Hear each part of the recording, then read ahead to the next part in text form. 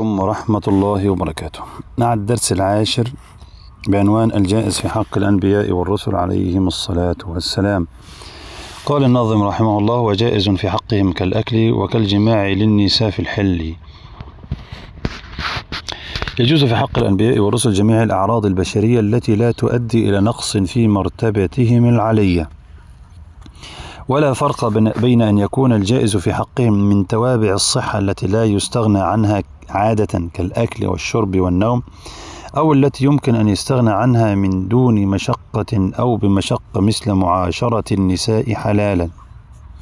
يبقى ما فيش فرق بين الأشياء التي لا يستطيع الإنسان أن يعيش بدونها زي الأكل والشرب، وبين الأشياء التي يمكن للإنسان أن يعيش بدونها وهي نكاح النساء. والأنبياء معصومون من الوقوع في المحرم، فلا يأكلون الربا ولا يغشون ولا يجامعون إلا ما أحله الله. طالما أن الأكل والشرب، يبقى الأكل والشرب دي في أشياء محرمة، وطالما في أشياء محرمة يبقى موقف الأنبياء منها إيه؟ طبعا أنهم معصومون منها.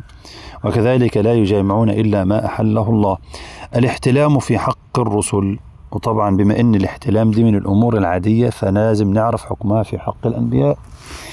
قال: الاحتلام في حق الأنبياء والرسل ولا يجوز الاحتلام عليهم كما صححه الإمام النووي، لأنه من الشيطان وليس له سلطان عليهم، وقد ورد ما احتلم نبي قط، صححه الإمام النووي.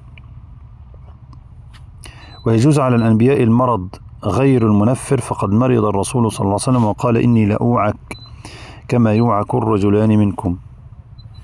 النبي صلى الله عليه وسلم أصابته حمى يعني لا يتحملها إلا رجلان من أمة محمد صلى الله عليه وسلم. ويجوز عليهم الإغماء، نعم، ولكن بشرط ألا يكون طويلا، فإن كان طويلا ولا يجوز عليهم الجنون قليله وكثيره. يبقى الإغماء بخلاف الجنون. قال: لأن الجنون نقص، وكذلك الجزام والبرص والعمى وكل هذه الأشياء التي تكون في تعيب الإنسان وغير ذلك من الأمراض المنفرة، فلم يعم نبي قط. أما قوله تعالى في حق يعقوب: وبيضت عيناه من الحزن، فلم يكن عمى، وإنما كان حجاب على العين من كثرة الدموع، ولذلك لما جاءه البشير عاد بصيرا. وما قيل في حق نبي الله أيوب من الأمراض المنفرة فذلك من أقاصيص المخترعين من الإسرائيليات الكاذبة التي تهدف إلى تشكيك الناس في معتقداتهم، يعني ليست صحيحة.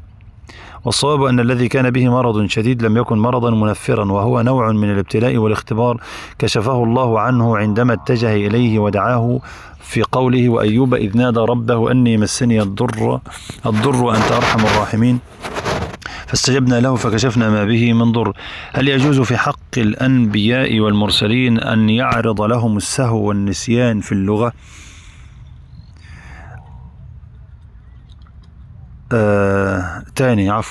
هل يجوز في حق الأنبياء والمرسلين أن يعرض لهم السهو والنسيان؟ قال: السهو لغة الغفلة، والنسيان ضد الذكر والحفظ. السهو لغة الغفلة، والنسيان ضد الذكر والحفظ. وفرقوا بين الساهي والناس بأن الساهي الناس إذا ذكرته تذكر، الناس إذا ذكرته تذكر، أما الساهي بخلافه. والسهو يمتنع عن الأنبياء والمرسلين في الأخبار البلاغية، يعني وقت التبليغ، قولهم: الجنة أعدت للمتقين، وعذاب القبر واجب، القبر روض من رياض الجنة. وهذه الأخبار يعني دي يستحيل عليهم أن السهو فيها. إنما قلنا النسيان زي ما النبي صلى الله عليه وسلم نسي وصلى الظهر أو العصر ركعتين، ده مش مشكلة عادي. وكذلك يمتنع عليهم في الأخبار غير البلاغية كقام زيد وقعد عمرو. يبقى السهو يمتنع عليهم في الأخبار غير البلاغية برضو. يعني إيه؟ النبي بيخبر عن حاجة معينة مش في الدين، يعني ده فلان راح فلان جاء، فهذا اللي يمتنع برضه. كذلك يمتنع عليه في الأخبار غير البلاغية. أما السهو في الأفعال سواء كانت بلاغية كالسهو في الصلاة أو غير بلاغية فيجوز عليهم ويكون ذلك تشريعا. يعني إيه؟ يعني النبي صلى الله عليه وسلم لما سهى وجاء الرجل ذكره ولم يتذكر، قلنا السهو إذا ذكره الإنسان لا يتذكر. طيب السهو في الأعمال البلاغية قلنا لا يجوز، يمتنع. تمام كده أهو. والسهو يمتنع في حق الأنبياء والمرسلين في الأمور البلاغية وكذلك غير البلاغية اللي هي الأخبار يعني. طب السهو في الأفعال بقى، بتكلم عن أقوال. السهو في الأفعال قال لي والله السهو في الأفعال سواء كانت بلاغية كالسهو في الصلاة أو غير بلاغية دي يجوز. طيب الحكمة قال يكون ذلك تشريعا. يعني ممكن يعني ايه تشريعا؟ يعني علشان نعرف الحكم. يعني النبي صلى الله عليه وسلم لما نسي وصلى الأربع ركعات ركعتين ماذا فعل؟ جاب كمان ركعتين وسجد للسهو، فهذا تشريع. ولا يكون السهو في حقهم ناشئ عن الاشتغال بغير الله، لا، ده ممكن يكون في حقنا، وإنما يسون عما سوى الله فينصرفون بقلوبهم إليه ويغفلون عما هم فيه، وهذا تعظيم لله. يا سائلي عن رسول الله كيف سهى والسهو من كل قلب غافل الله، فقد غاب كل شيء سره فسهى عما سوى الله فالتعظيم لله. يعني النبي يغفل عن كل شيء سوى الله سبحانه وتعالى. أما النسيان، احنا كده اتكلمنا عن السهو. قال أما النسيان فهو ممتنع عليهم فيما يتصل بشيء مما أمر بتبليغ. يبقى السهو والنسيان في أمور التبليغ لا يليق بهم، سواء كان قولا كقولهم الجنة أعدت للمتقين أو فعلا كصلاة الضحى، فإن الله أمرهم بفعلها ليقتدي بها الناس.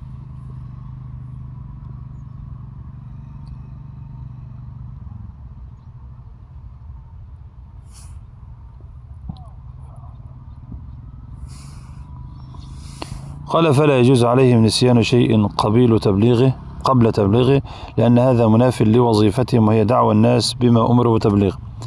أما النسيان بعد التبليغ فيجوز عليهم ويكون من الله تعالى وليس من الشيطان لأنه ليس عليهم سبيل. وكل الكلام على قبل التبليغ، وقبل التبليغ هذا لا يليق ولا يجوز. أما قول نبي الله يوشع فتى موسى عليه السلام وما أنسانيه إلا الشيطان أن أذكره، فهذا تواضع منه أو قبل علمه بحال نفسه من أنه مسير بالإرادة الإلهية في هذا الأمر حتى يصل موسى عليه السلام إلى مقابلة الرجل الصالح، ذلك ما كنا نبغي. يبقى ممكن هنا يجينا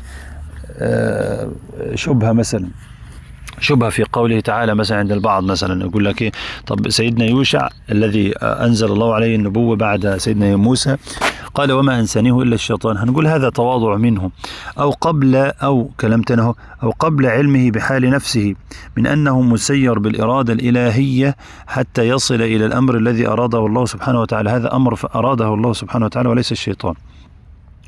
فإن قيل فلما تسلط الشيطان على آدم بالوسوسة، فالجواب أن تلك الوسوسة كانت بتمثيل ظاهري وليس بتأثير قلبي، والممنوع في حق الأنبياء إنما هو لعب الشيطان ببواطنهم، كأنه وسوس لآدم عليه السلام بأمر ظاهري وليس بأمر باطن. وبالجملة فيجوز على الأنبياء والمرسلين ما يجوز على سائر البشر مما لا يؤدي إلى نقص، وذلك في الظاهر فقط. أما الباطن فهو متعلق بالله سبحانه وتعالى.